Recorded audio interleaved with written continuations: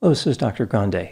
Today's question is, can I analyze the controversy surrounding Jordan Cheyenne? Just a reminder, I'm not diagnosing anybody in this video, only speculating about what could be happening in a situation like this. If you enjoyed this video, please like it, subscribe to my channel, consider supporting me on Patreon, and check out my podcast, Bella Grande Media. I will put the relevant links for those items in the description for this video. So first I'll look at the background in this case. I'll move to the timeline of the controversy, then offer my analysis. Jordan Cheyenne lives in California with her son Christian. According to Jordan, Christian is 8 years old. On her website, Jordan describes herself as a Christian, an Instagram growth coach, a social media influencer, and a social media expert. She says she helps female entrepreneurs unlock their potential, believe in themselves, grow their social media followings organically, plus turn their audience into paid clients with ease. She went from being over $40,000 in debt to now running a successful company, which has reached over $500,000 in revenue. Jordan has an active social media presence, including a YouTube channel, which appears to mostly feature fitness and lifestyle content. The channel has about 536,000 subscribers and has been viewed over 33 million times. According to a website that tracks social media statistics called Social Blade, her channel, when ranked by subscriber, is at 53,000, so a fairly large channel. The channel is typically viewed somewhere between 100 and 250,000 times a month. When looking through the titles of her various videos, it becomes clear that she prefers long titles with a lot of punctuation. It's more like a paragraph as opposed to a title. Here are a few of her more popular video titles. Hot Girl Summer Favorites, 30 Things I Can't Live Without, all affordable. So that was all one title. Moving to the next one. Let's finally talk breakup, lawsuit, mental breakdown, therapy, getting help, plus more. We moved vlog, move in with us. How I manifested $25,000 in 2 days. How to truly attract wealth in 2021. Again, that's all one title. So starting with how I manifested and ending in 2021. Now, the use of the word manifested here, this appears to be based on kind of new age thinking to where somebody can kind of wish or believe money will come their way and it'll happen, like the law of attraction. So it doesn't really work, but it's what a lot of people believe and apparently what Jordan believes. The last one here, I was robbed, everything was stolen. So that doesn't sound too good. I guess she didn't manifest her stolen stuff to come back or whatever. I don't know. Maybe it only works at certain times. I watched a few of her videos. They seem pretty typical for this type of channel. A lot of strong statements to try to get people emotionally invested in what's happening in her life. She wants to appear glamorous, interesting, successful, wealthy, put together, like someone who could be a role model. This brings us to the timeline of the controversy starting in September of 2021. Jordan releases a video titled We Are Heartbroken, which was about a dog that she recently adopted who has parvovirus. This is a potentially fatal illness. At the end of the video, there is a segment which appears to have been left in by mistake, so it was an editing error. In this segment, it seems as though Jordan is trying to get an ideal thumbnail picture for the video. Jordan is telling her son Christian to pose so she can capture the image for the thumbnail. It looks as though she's trying to create a thumbnail to evoke an emotional response. She wanted to feature an image where both of them were crying. She issues a series of instructions to her son during this short segment. She tells him to act like he's crying while motioning for him to place his head on her chest. Christian responds by saying, I am crying. She tells him to put his hands on his face, I guess to make it look like he's crying, like to provide a visual so people will realize that's what's happening. Christian doesn't look like he's having a good experience. Right before Jordan turns off the camera, she says, it's okay, it's over, which acknowledges that what she was doing was stressful for her son. It didn't take long for people to start criticizing Jordan for making and releasing the video. She responded by uploading a new version without the segment with the thumbnail posing. Predictably, This only increased the quantity and severity of the criticism. Jordan then took the video down completely. Later, she uploaded a video titled, "I am immensely disappointed with myself." The video goes on for about 7 painful minutes and exclusively features Jordan talking directly to the camera. Here's a summary of what Jordan says in this video. Much of this is paraphrased. The day that she made the "We Are Heartbroken" video, that's the video that caused the outrage, she was going through an emotional time because of the uncertainty around the health of her puppy. She and her son were so emotional, literally crying the entire day.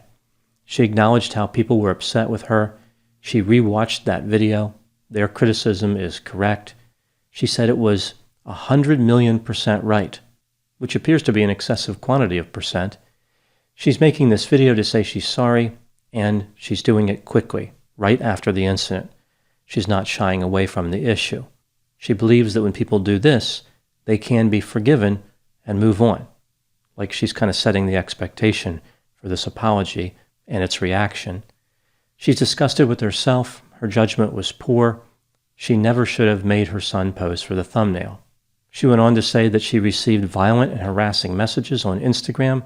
This was not okay. She was going to block people. She wraps up the video by continuing to say she's sorry several more times.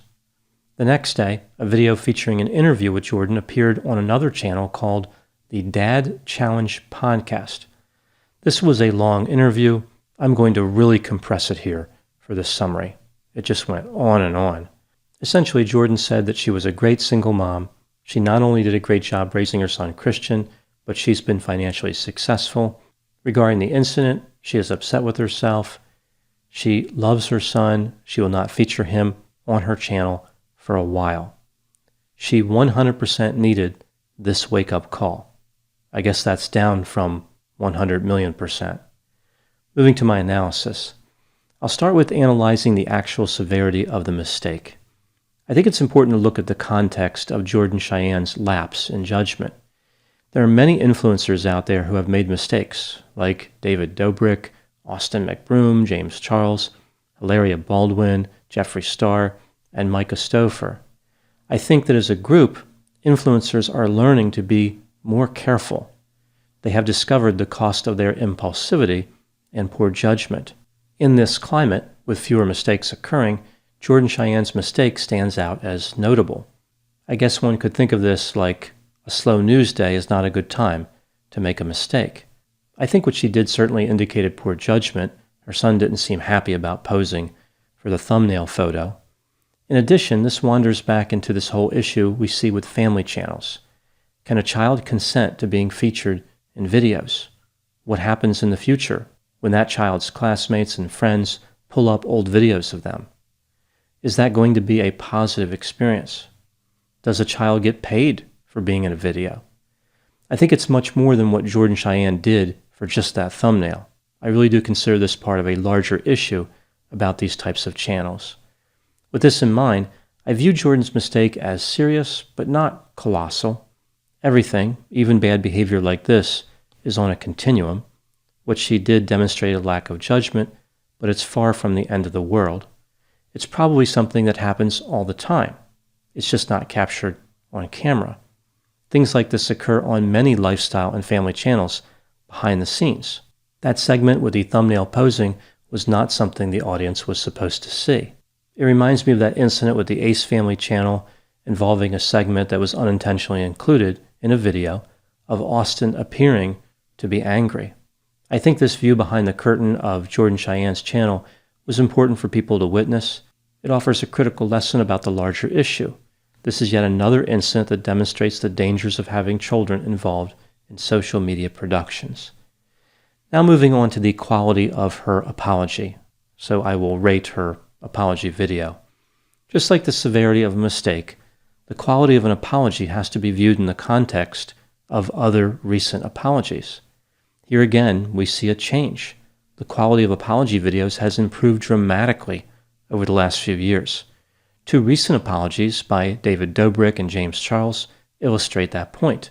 They were reasonably well done and relatively effective. Jordan was facing stiff competition as far as making an apology video, and the expectations were high. I'll go through what I think she did right and what could have been improved. It's important to note that no apology video at all is usually superior to any apology video, so she starts out with that negative. On the plus side, she addressed her issue quickly, directly, and in multiple places. She accepted responsibility, she thanked her critics, and she made changes based on what she learned. Namely, at least for some time, Christian will not be featured in her videos. As far as the negative aspects of the apology, she talked about the disrespectful messages that she'd received. This is the work of the cancel culture bullies. She should not have fed the trolls. It takes away from her message and only empowers these moral panic nonsense brokers. The next item, she really emphasized how emotionally devastated she was from the issue with the puppy. I think she was really upset about what happened to the dog, but she should have excluded that item from her apology for two reasons. One, it makes her seem like the victim, and two, the mistake she made did not seem to be caused by excessive emotionality. It actually seemed to be the opposite.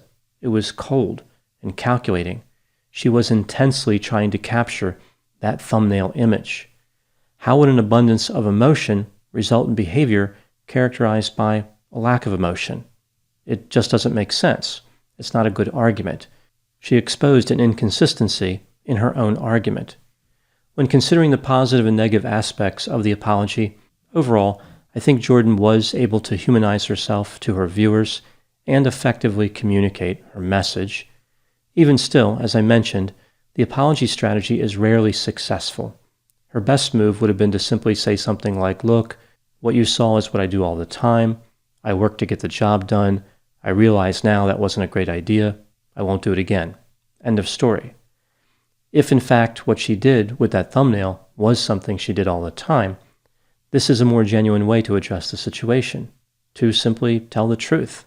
I don't think this was a mistake from her perspective, other than making the editing error. I think this was something she did all the time. This was business as usual.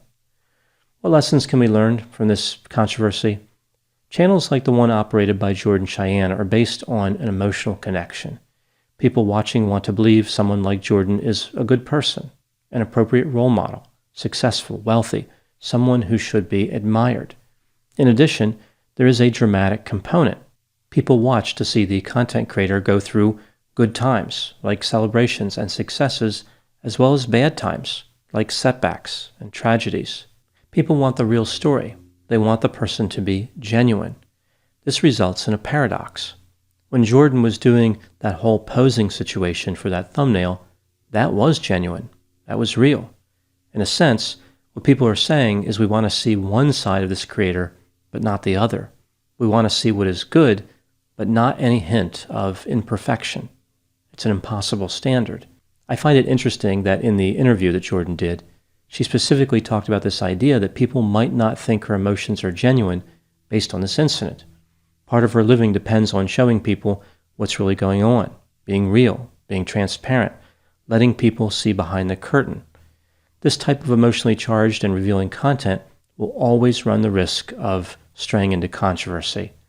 There is a desire to judge Jordan harshly, and many people had a strong reaction to what she did, but in another sense, she is just showing people her reality, a risk inherent to this particular type of social media content. The situation with the thumbnail was genuine. It is what happens behind the scenes. Now people are left to decide if Jordan is being genuine. It may be that she's being genuine some of the time, but not at other times. She doesn't have to be completely authentic or totally fake. Again, many factors rest on a continuum. Here's how I view the situation as far as culpability. I don't approve of what Jordan did, but she apologized and made corrections. There's not really anything left for her to do. She made an editing error, which exposed a bad behavior. She fixed the behavior. Now she feels compelled to continually explain that behavior. Either it was business as usual, or it was a one-time lapse in judgment.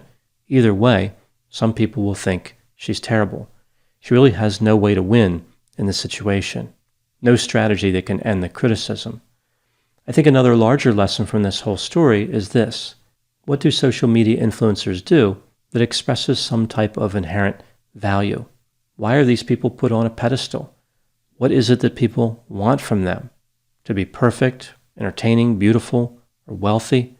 Every criticism made about Jordan Cheyenne's behavior can be applied to just about every other social media influencer. The only difference between Jordan and many others is that she got caught. Perhaps Jordan is actually teaching everyone a valuable lesson. She serves to remind people that if influencers are held to almost any standard, the result will frequently be disappointment. If they are held to an impossible standard, disappointment is guaranteed. Those are my thoughts on the case of Jordan Cheyenne.